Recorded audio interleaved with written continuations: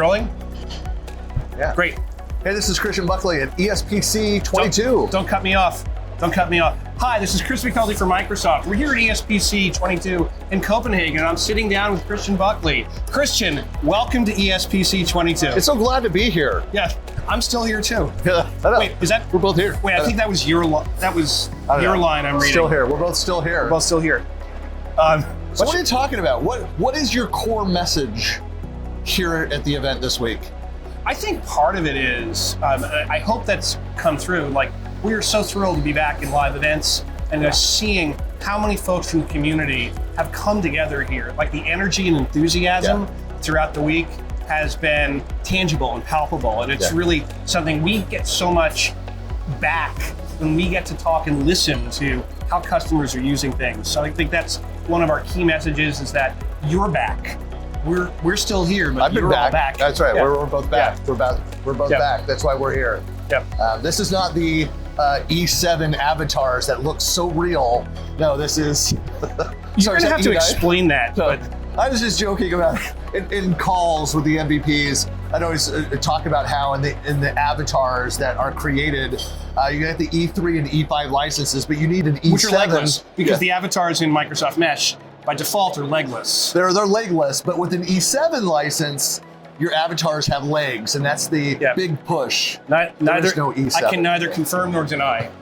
No, I need to deny, but on the record, we're gonna get so fired for this. No, but I think you're right. I mean, we've been doing so much virtually. Yep. But there's no replacement for the real world side of that.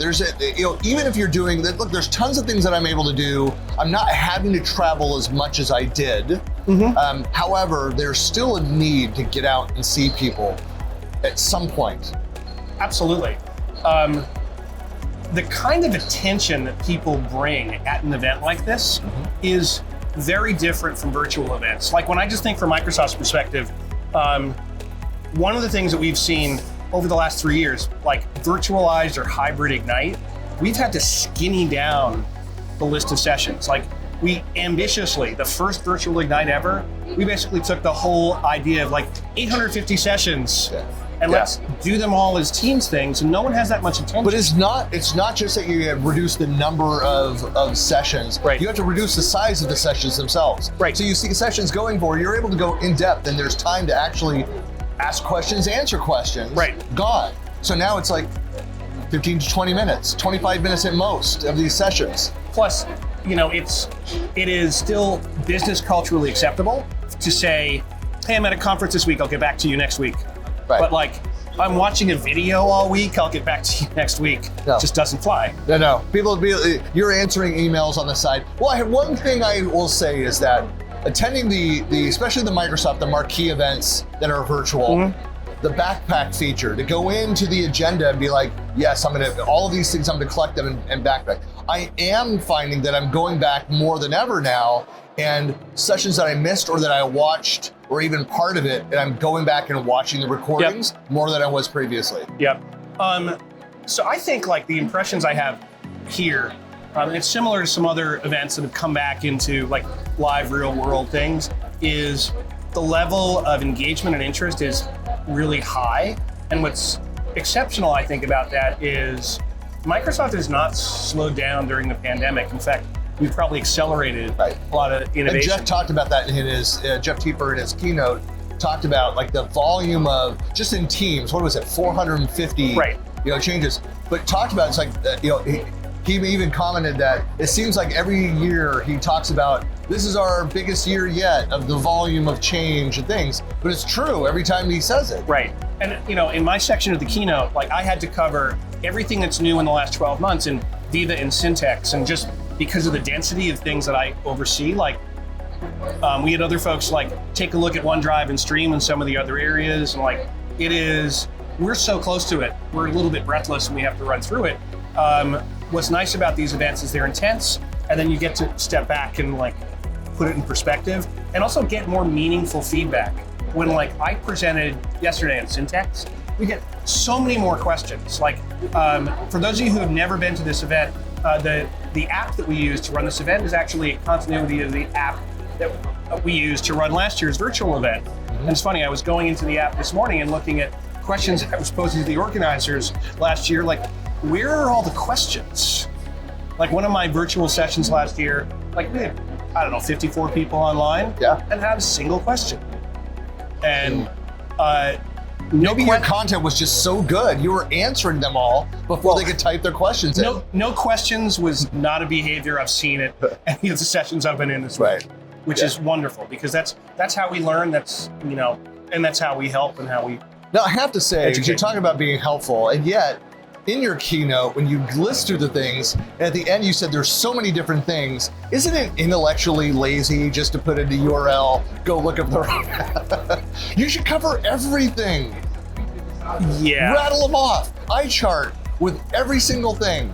Well, I kind of did that. I did a 8 product demo sequence in 10 minutes. Yes. And we want to be fair. Like, we're trying to prioritize the things that are going to have the most good for the most number. Thank you, Jeremy Bentham. Something my son is studying first year, freshman year.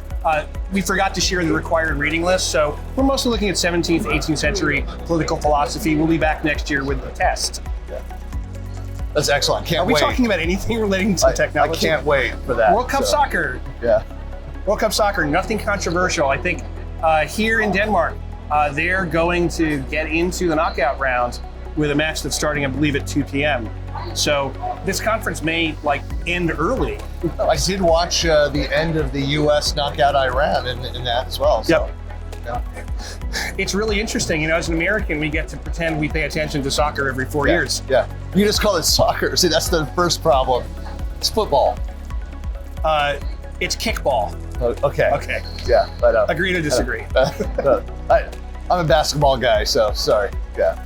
Oh well, you got a good team at home. Although my hometown Celtics. See, I'm turning this into an episode of the Intro Zone where I can just randomize sports things. I know. Yeah, we're riffing. So, what have you taken? I'm curious. I love to get more of an outsider perspective. Like, what's the impression that you're going to take from this week, whether it's from the attendees, the vendors around us, or from Microsoft? So I had kind of a focus coming in anyway, was to talk to more of, I'm part of the Viva Explorers. If you're not familiar with that, there's about 50 MVPs right now that are part of the Viva Explorers. They have these little colorful pins. I have one upstairs. Cohort or whatever, I don't know what we call it, the gaggle, the group of us. But was to hear more of those stories, to ask a number of questions. So it's interesting because there's so much that's involved in Viva. Each of the individual experiences, the products, each of the now logos, which we still can't get good quality logos for a couple of the products. They're so new. Even Microsoft people are telling us I don't even have the high def image for that yet. Well, it's sort of like we're gonna release them as NFTs. No, that's not actually happening. The angry ape Viva Explorer. Yeah. No, we want to make those accessible, and our designers do a tremendous job. There is so much care that goes into them. Like the logo for Syntax, one of my other products. I asked the designer what went into it, and they without pause, a 2-minute explanation of the history behind each color and the shape and what it was intended to evoke. And I thought, I just thought it was interesting looking, but thank you. It is interesting when you go and you look at them and look at the name, and they each of them make sense. You look at it and think, okay, I get that. Right. No, but so what I'm trying to get out, my goal for this week, and I think it's always good to have questions that you want answered, to have conversations, have meetings, all as part of your plan. And it always, in a live event, stuff happens. You have those serendipitous meetings in the hallways, like trying to find somebody to say, hey, come be interviewed, things like that. But most of that, my desire was around Viva, so to have those conversations. So it's been great so far. I've got more conversations happening today to get real world stories to understand what are the questions that customers are asking. What answers do we need back from Microsoft? Where do we need help? What new content is out there? Because so much is happening so quickly, it's kind of hard to keep. It's funny, so many things I think have changed in Microsoft over the years. One thing that hasn't is what I call the 2.0 phenomenon. So if you look at even DOS 2.0 or SharePoint 2003, there's this point where after a product is initially successful, we kind of round up with let's go put like 12 new capabilities, and it's sort of like, wow, there's so many places to go, and what do I do? And like we're in that like incredibly complex growth period for Viva.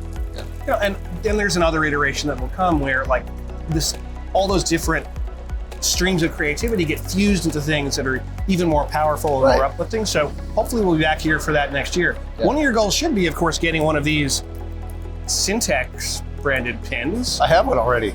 You gave one to me. Done. Check. So my generosity is wasted once again. That's right. I don't need two. I'm very nervous. I've never been on a camera before.